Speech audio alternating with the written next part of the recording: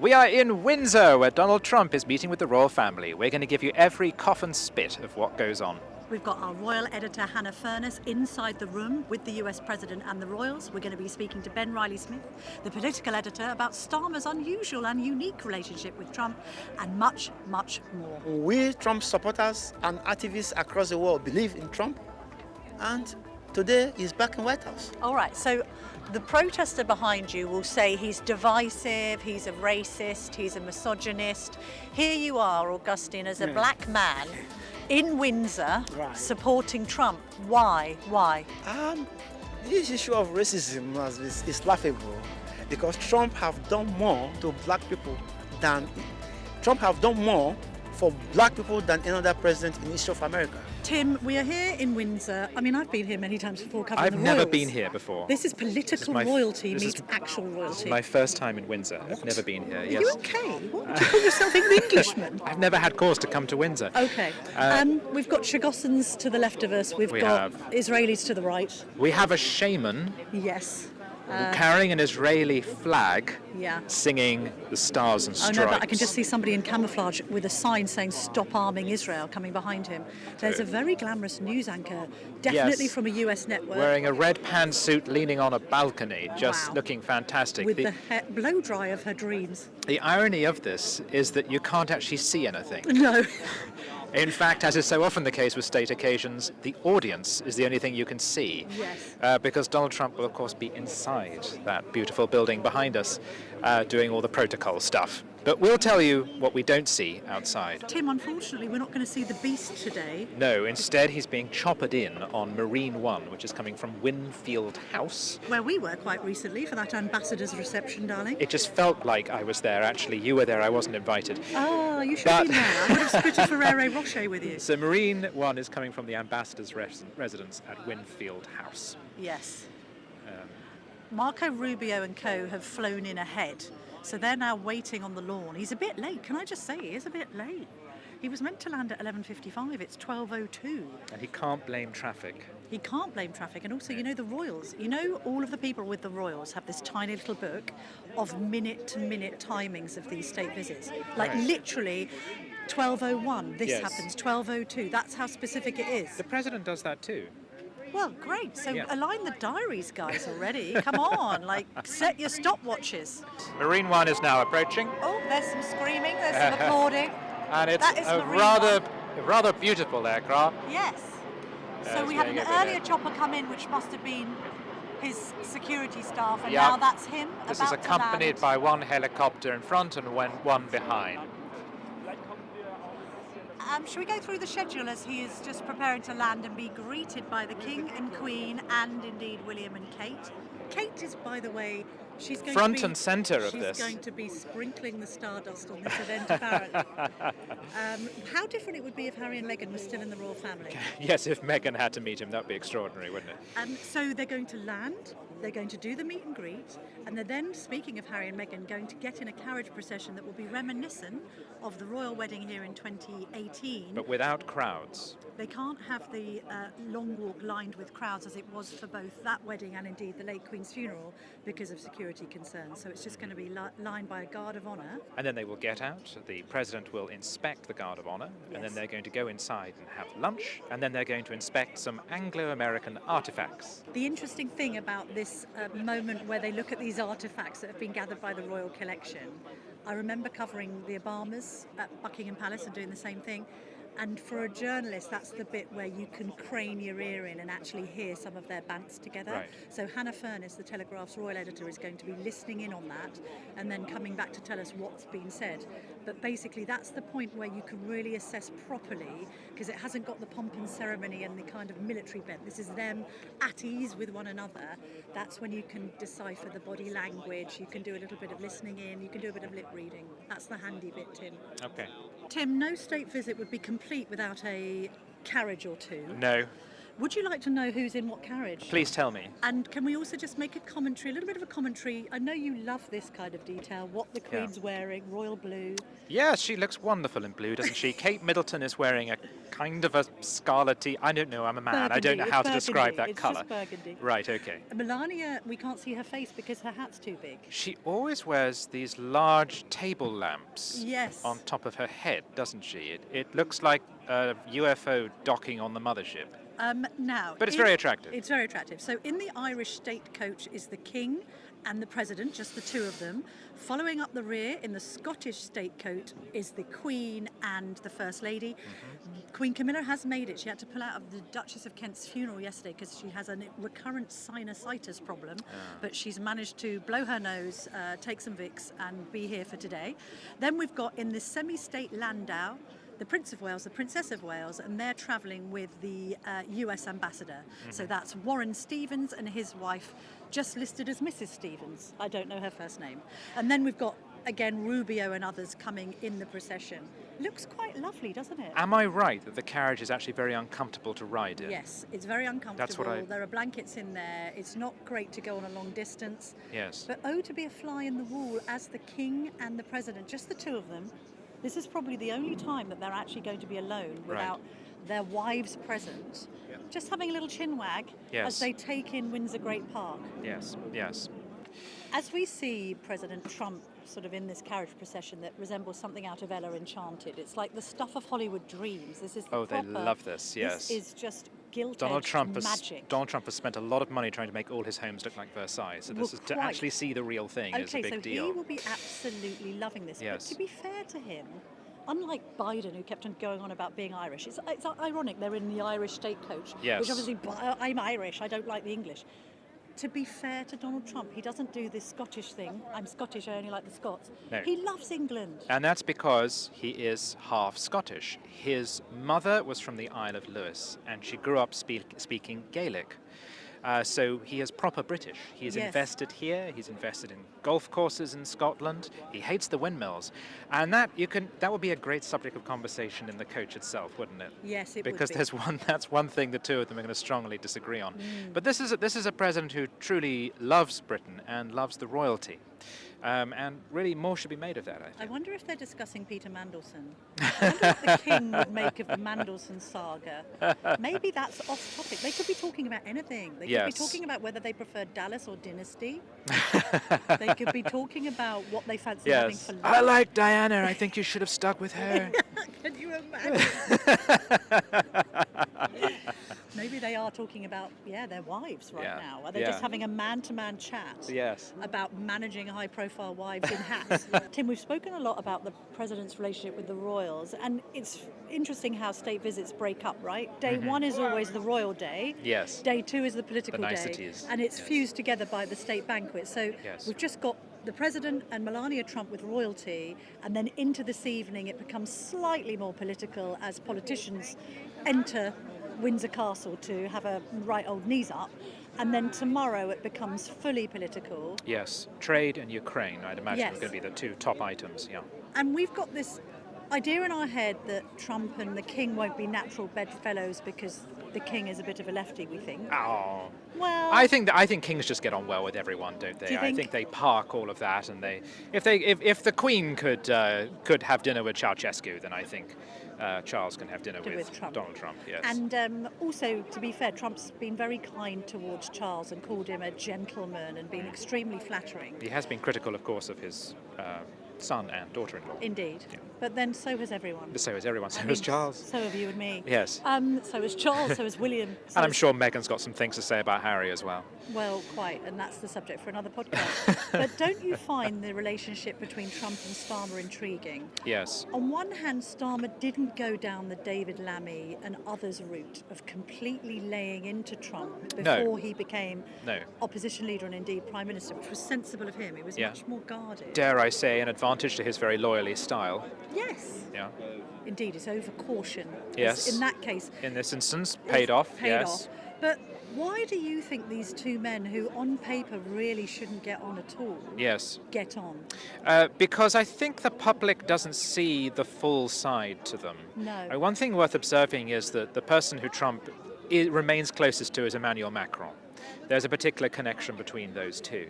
But in the case of Starmer, Trump is someone who he puts on this big show of macho bullishness in public, but in private is very amenable and clubbable and friendly. So it doesn't surprise me from his point of view. And from Starmer's point of view, what does he bring to the table? An air of resilience and steadiness.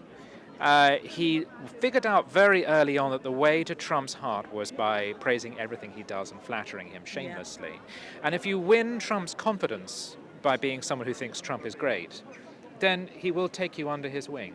And so I think a mixture of Trump's actual bonhomie, which we don't get to see, but it is there, and Starmer's sturdiness, I think makes it an understandable pairing. Okay, so our colleague Ben Riley-Smith, the political editor, has written this brilliant piece about how Labour paved the way for this unlikely bromance between Starmer and the president. And we spoke to him on the Daily Tea yesterday. Ben Riley-Smith, thank you for returning to the Daily Tea on this momentous day, this unprecedented second state visit by Donald Trump to the UK. You've written this fascinating piece about how Starmer has managed to be the Donald Whisperer, which is, there's some surprising elements to it, because on paper, you wouldn't think that this human rights lawyer and this robust right-wing US president would have anything in common at all. But you've spoken to a great many people about what makes this relationship tick. What is it, Ben? Yeah, you're right. I talked to 20 plus people both sides of the pond to try and understand. It's kind of this curious mystery in Westminster. How has Starmer got on the right side of Trump? And if you cast your mind back to last summer, the beginning of last summer, these two people had never spoken, they'd never met. In fact, the Trump campaign was taking Labour to court, really, filing legal complaints about meddling in support of the Democrats in the presidential race, allegedly. But a year later, Donald Trump talks about their friendship. And when you talk to critics as well as supporters of the Prime Minister, they do accept that Starmer seems to have got on the right side of the president. You can then have a whole debate about whether he's getting that much in return. I think talking to a lot of people around Starmer, firstly, they clearly accepted when Trump won, this was the most important diplomatic relationship that the Prime Minister needed to forge. Trump's 4 years in office pretty much aligned perfectly with Starmer's 4 years in the premiership, assuming he doesn't suddenly disappear. So that, and how Trump approaches trade, approaches Russia and Ukraine, approaches the UK directly, will have a big knock-on impact on the premiership. So they identified they had to prioritise this relationship.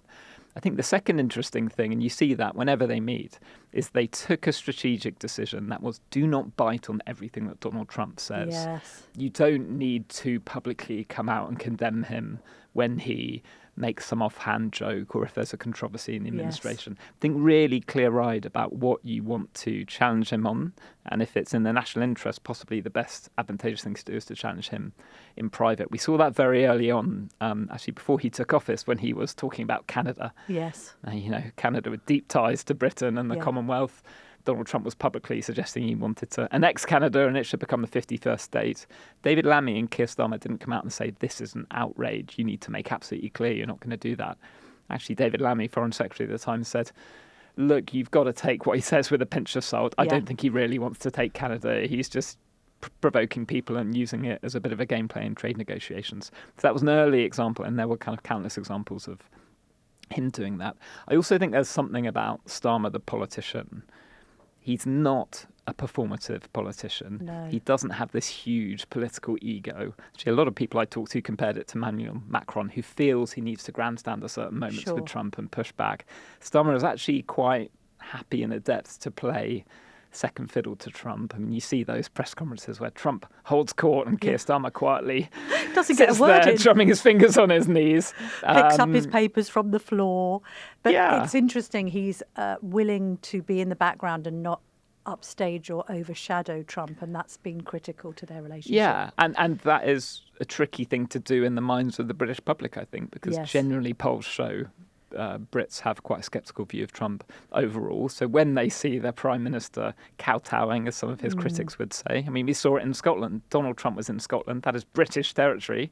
Starmer is the British Prime Minister. And yet this summer, it was Trump at the door greeting Starmer and his wife at his golf course as if Starmer was the visiting leader. Well, people don't like to see a repeat, I would imagine, of Blair and Bush, and Blair appearing to be Bush's poodle, and then they have this nostalgic vision of Love Actually and a British Prime Minister taking on a robust US president, but it's not quite like that.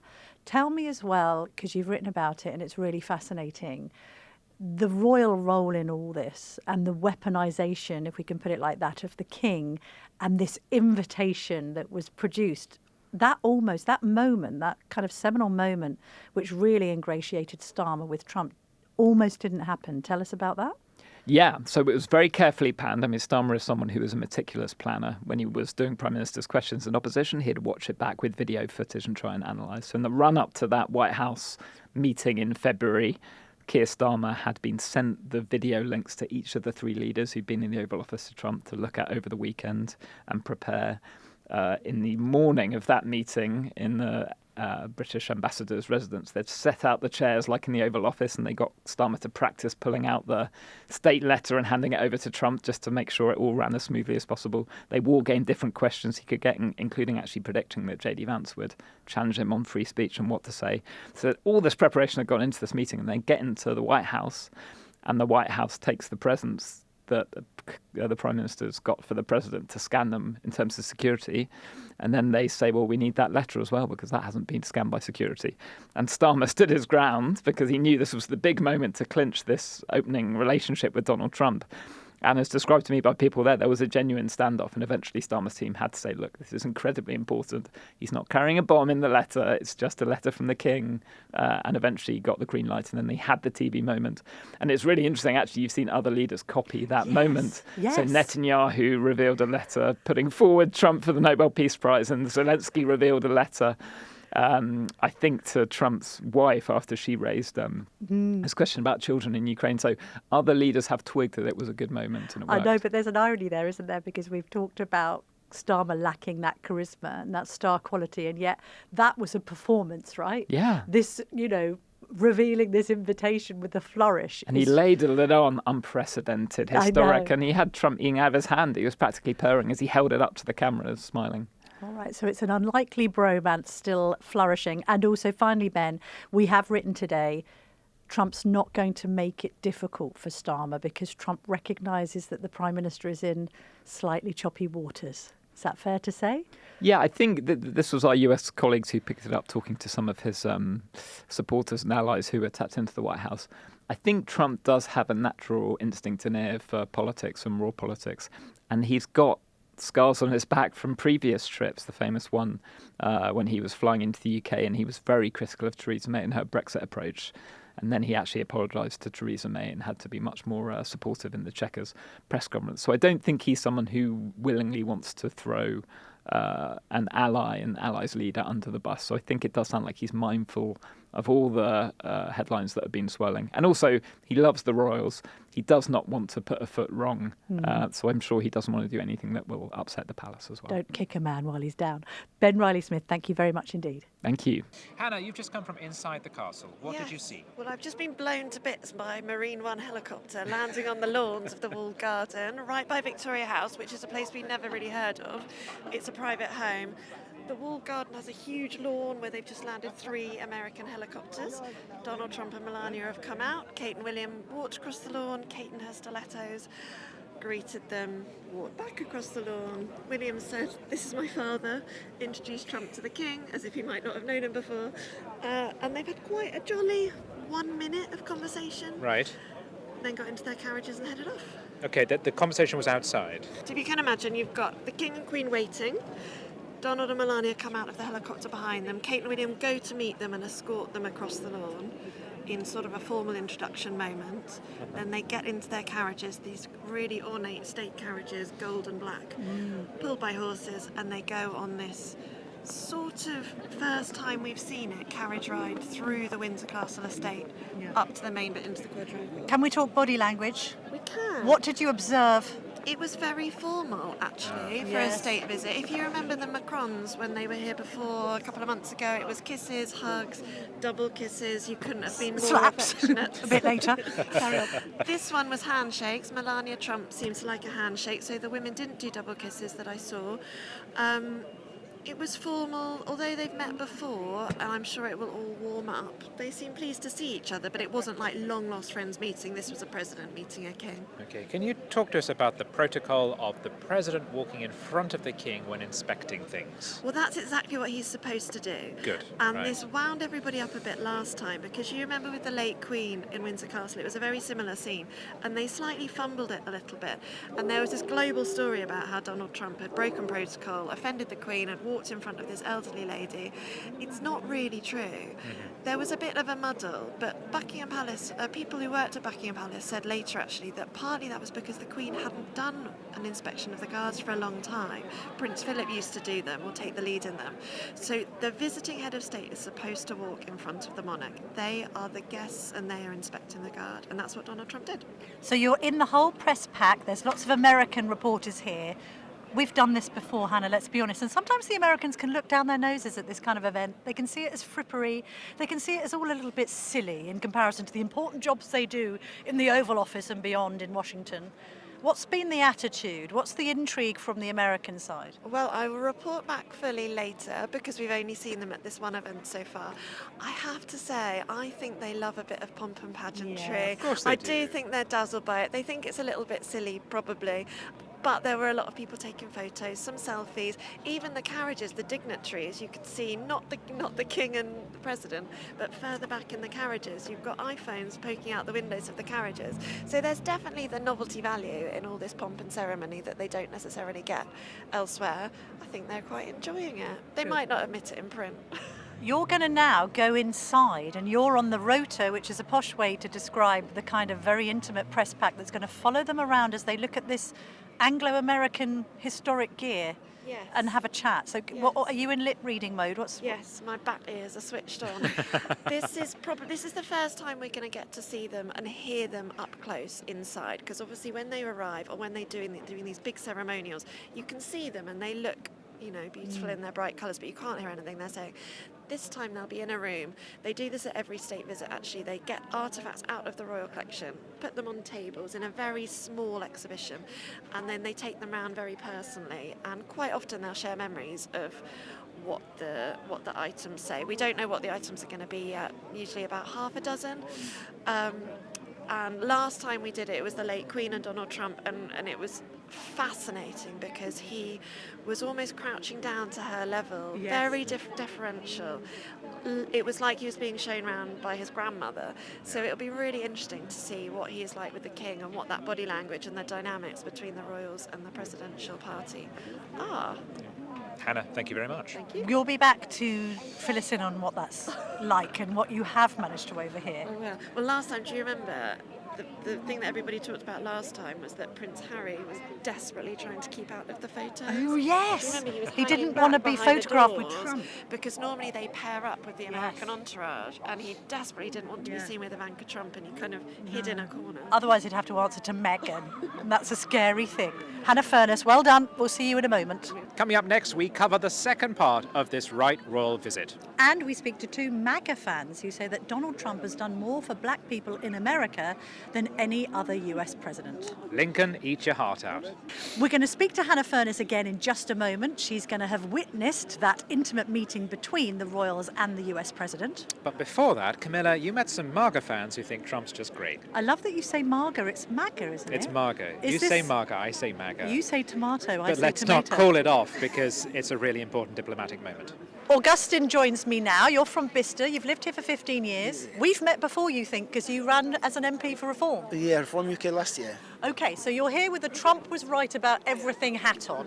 There's a lady behind you who absolutely doesn't think Trump should be in Windsor. She's opposed. We've had a picture of him and Jeffrey Epstein projected onto the walls of this castle. Why are you here, Augustine? Well, it's laughable anyway, because actually I'm here because today's a great day. Nobody thought this could have happened. You remember vividly in 2020 when Trump was rigged out Yes, and people thought that we are gone. yes. And when Trump was stepping out of White House, said we'll be back. And we Trump supporters and activists across the world believe in Trump. And Today, he's back in White House. All right, so the protester behind you will say he's divisive, he's a racist, he's a misogynist. Here you are, Augustine, as a black man in Windsor Right. supporting Trump. Why? Why? This issue of racism is laughable because Trump have done more to black people than for black people than any other president in history of America. Why do you say that? What evidence are you using The to back evidence that is up? there. Go on. Go on. Remember vividly that Trump is into entertainment business? All my black brothers in America, the people of color in America, Trump helped every Hang day. on, there's another woman of colour. I would like to ask this lady. Yeah. Can you come in and have a chat with us? I love Trump. Come. So we, because this wasn't what I was expecting to hear in Windsor today. We've got protesters who are white people. Yeah. We've got 2 black people here supporting Trump. Augustine's saying that he thinks Trump's done a lot for black people in America. I think so too. Why do you think that? Because there's the evidence. What's your I've name, been first told of all, my madam? name's AB, rhymes with baby. Okay, and where are you from? I'm from London. You're from London, Yeah. and you wanted to come down like Augustine to see this. Yeah, of course, it's history. For But me, to- it's history. Explain to us why you're here and why you like Trump. I like Trump because I have taken the time Yes. to listen to him. I'm not just listening to the fake news who show clips. I've taken the time 5-6 years ago to listen to him, to watch what he does. I see what he does. I see he's genuine. Yes. Also, before he ran for president, he was loved by everybody. And all of a sudden, Yeah, he become a because racist. he wants to be a president, He become a and racist. people don't want him to be a president, he's suddenly a racist when he's not a racist. Thank you very much. What do people in the black community, which is a very generalised term, but like, do people agree with you? Do your friends and family agree? Yeah, they love Trump. They love Trump. All our black community love Trump. I would say there's some black people who just hate white people anyway, generally. Thank Yeah. you. So if you're white, they just think you, especially with colonialism, Yes. if you're white, they feel that you can never like them. So they wouldn't even like you either. Fair enough. So on that basis, because he's white, they won't like him anyway. And because the media, I think the media has a lot to do with the hatred of Trump. And I say that because they call him a Nazi, they call him different names, and that riles up hatred. And a lot of people, because we're human, we're lazy to do our research. Fair enough. I am very particular about my research. 7 years ago, before COVID, I hated Trump. But I thought there's no way any human being can be bad all over. No. And so I took the time to listen to the man. Okay. And when I listened to him, I found that not only is he very funny, he's also very intelligent. Okay. So And he loves his country. Fair enough. Let me put this to you both, because Augustine once ran to be a Reform MP. Who is Britain's equivalent of Trump? We don't have one. What about Farage? Augustine likes Farage. That's my boss. Farage is my boss, and we've been with Farage, and we are a party of common sense. And whatever Trump is doing now is common sense. People hated Trump because of his common sense policy. All right. So what do you think? Would you support Nigel Farage to be PM? I think we definitely need a new party. Personally, I think if I had to choose, I would choose him. But personally, I don't really like Farage. I prefer Ben Habib. Right. I don't like Farage because I think he's the same as the other two parties. Oh, you think he's a uni-partyist? I think he's a bit different, but if we can push to shove, I'd rather have him than have the other two. And what about Starmer right now? I mean, Starmer's rolling out the red carpet here. Yeah. We've got the King, we've got the Queen, we've got William and Kate. So Starmer's bending over backwards for this US president. That must make you both happy. Yes, that shows the special. Excuse me, sir. That shows the special relationship between America and Britain. Yes. I think he's just not got a backbone, personally. What, Starmer? Starmer, I don't think he has a backbone. He flip-flops on his stuff. He's throwing people in jail for tweets. Yes. He's not fair. Say you're Muslim and you say something, you get away with it. If you're white and you say, I mean, I can get away with stuff probably, but if you're white, especially if you're a white man, you ain't getting away with it. And I think the two-tier system, the justice system is very unfair Right. to the people of England. Okay. We need to leave it there, but thank you very much indeed, both of you, for your time. Hannah Furness, you're back fresh from the library where your weapon of choice was a notebook and pen. How was it? It was great. I love the Royal Collection stuff. It's so interesting. They put out all these old watercolours, letters from kings to presidents, maps from the American War of Independence. I don't know whether President Trump finds it as interesting as I do. He was in and out in less than 5 minutes. He said all the right things. Fantastic. Wow. Apparently he'd asked specifically to see some items relating to the independence of America, which is great. He didn't have many questions for the librarians. Prince William, while he was in there, was telling the Americans, these guys are fantastic, they know everything. And he was quite keen to just look at things. There was one table he did really like, which the librarian called the fun table, where there was a lovely blingy silver Art Deco penguin cocktail shaker that George VI and the Queen Elizabeth, the Queen Mum, had acquired when they were in America, and a photograph of them with Roosevelt, and a lovely letter where the Queen Mum wrote to Lilibet, baby Queen, to talk about the hot dogs they'd had while in America, and he did seem really interested in that one. What's not to love? Forget the letter between Lincoln and Queen Victoria, the penguin-shaped cocktail shaker. Hannah, I felt that the president was touching his wife a lot more than we normally see. They were holding hands. Yeah. I wonder how much of that is about stability, not actually of the Physical president. stability. Physical stability, not of the president, but of the First Lady. She's Right. wearing these incredibly spindly stiletto heels. Ah. And don't forget, they're walking on cobbles nearly all the time in Windsor Castle. Right. Or over grass. So Okay. I am loath to read too much into it, Okay. into their marriage of holding hands. Right. I think there could be a bit of practicality Because he's not. at play here. He has required help when walking before, when he met Theresa May. Yes, that's true, and he held So her hand. there's likely to be a debate about who was propping who up. That is true. It is wobbly ground in there. And Or one maybe other it's thing is, romance. we Maybe did- it's a romantic Well, holiday. Speaking of romance, would Melania have minded what he seems to have said to Kate, which was what, Hannah? It was you're so beautiful. Yes, you look beautiful, you're beautiful. He channeled his inner James Blunt. Yeah. But that's a nice moment, isn't it? But doesn't he talk to everyone like it's I a was beauty gonna say, I pageant? think That's just what he Melania does. must be very used to him calling people Yeah, I beautiful. think so. He's called William Yes. a very handsome man. Yes. Yes. The physical genes. compliments are his compliment of choice. The king is aren't they? elegant. And final thoughts then, Hannah. How do you think it's all gone? Very smoothly so far, bearing in mind we're only first Yes. half of the first day. They've been very careful. They haven't said anything off-piste. He hasn't done any kind of standalone answering questions from the press. Last time we had a state visit at Buckingham Palace, you might remember, it felt like this real travelling Trump circus Oh, coming yes. to town. So you had all of his children, or his older children, adult children, piling off Marine One, and they went up into Buckingham Palace and peered out the windows. We had all those great pictures. This time it feels much more professional. So he has a very big entourage, but they're made up of people in his government. And I think Tiffany is coming to the dinner tonight, but the rest Tiffany of the Trump. family- Oh, wow. Are you okay. familiar, Tim? Oh, she's my favourite Trump. Is Yes. she good? Yes. What do you like about Tiffany? She's one of the lesser known Trumps. Yes.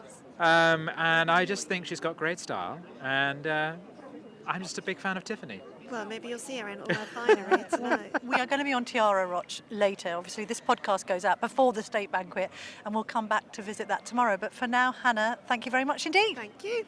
Well, that's us done, really. I mean, we're going to look out for white ties and tiaras, but Yes. for now, we have to just get this podcast out, We do. and more fun is still to come. You've got to sketch this. I have to, yes. So, how are you going to sum it How up? do I sketch seeing nothing at all? Well, We've seen a lot. we have seen a We've lot. felt the atmosphere. Yes, and obviously these events are like a magnet to crazy filings. Yes. And we have here a meeting of two different worlds. Yes. Your world and my world. My the world world. of royal fanatics, We. who are in abundance, and the world of Trump fanatics, who Yes. are also in abundance. Although the Trump fanatics tend to be quite negative. So there have been signs saying, "Go home, fascist." Yes. Someone held up a sign Which is that not said... a very nice thing to say to you, It's Tim. I not. must admit.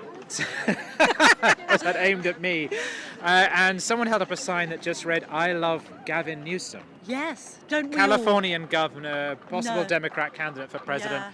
I'm not sure he's watching. No, I'll tell you who doesn't love Gavin Newsom, and that's the people who had their houses burned down because he didn't Right, invest in right. enough water. There, But we there is digress. a shaman walking around Yes.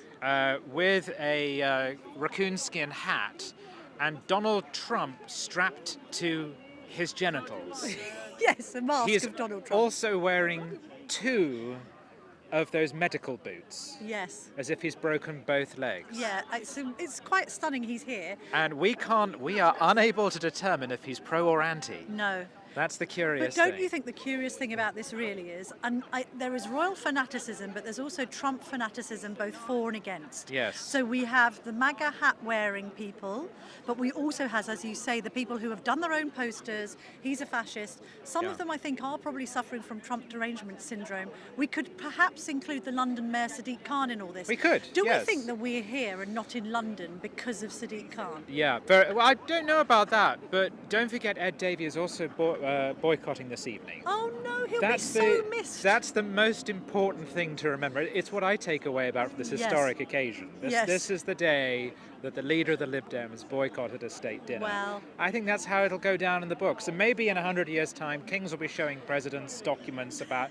how Yes. Ed Davey boycotted Yes. Trump coming. And how they were Trump- all left with a surplus of quinoa and hummus because the Liberal Democrat leader was not here today. Yes, yes. We shall be back with the London end of all this tomorrow, Yeah. 5 p.m.